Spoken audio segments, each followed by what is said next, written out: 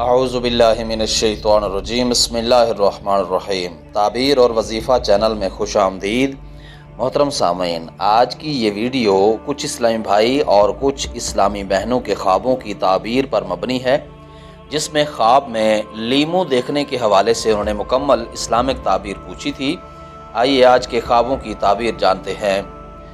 حضرت دانیال علیہ السلام فرماتے ہیں کہ لیمو اگرچہ کسی قدر زرد ہوتا ہے لیکن خوشبودار اور خوش ذائقہ اور دیکھنے میں اچھا ہوتا ہے،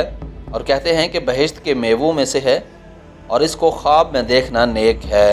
اور اگر کوئی 1 یا 2 یا 3 خواب میں لیمو دیکھے تو اس کی تعویل بیٹے پر مبنی ہے، اور اگر دیکھے کہ بہت سارے دیکھے لیمو تو مال اور نعمت حلال پائے گا، اور خواب میں ہرا نیبو دیکھنا زرد سے بہتر ہے۔ حضرت ابراہیم کرمانی رحمۃ اللہ تعالیٰ علیہ فرماتے ہیں کہ خواب میں لیمو دیکھنا لوگوں کے نزدیک دولت مند اور خوبصورت مرد ہے جس کو سب پسند کرتے ہیں،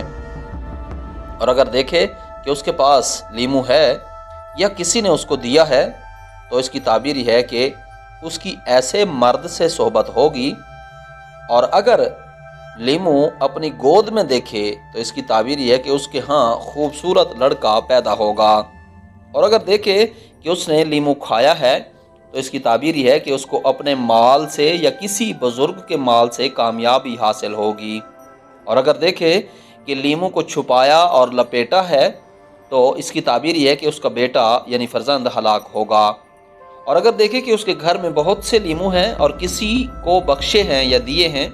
تو اس کی تعبیر یہ ہے کہ کسی کے حق میں نیکی کرے گا، اور اگر دیکھے کہ لیمو اس کی آستین میں ہے تو اس کی تعبیر یہ ہے کہ اس کا بیٹا کنیز سے پیدا ہوگا، اور اگر دیکھے کہ لیمو آستین سے گرا ہے تو اس کی تعبیر یہ ہے کہ اس کو بیٹا حاصل ہوگا۔ حضرت امام جعفر الصادق علیہ السلام فرماتے ہیں خواب میں لیمو کا دیکھنا 4 وجہ پر ہے۔ پہلی،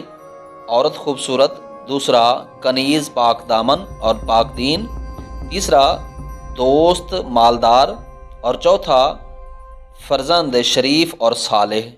محترم سامعین، آج کی یہ ویڈیو آپ کو کیسی لگی اپنی رائے سے ضرور آگاہ کیجیے گا۔ اپنے خوابوں کی تعبیر پوچھنے کے لیے یا اپنے نام کا وظیفہ جاننے کے لیے یا ویسے بھی کوئی دینی مسئلہ پوچھنے کے لیے آپ ہمیں اپنے نام اور شہر کے نام کے ساتھ کمنٹس کر سکتے ہیں۔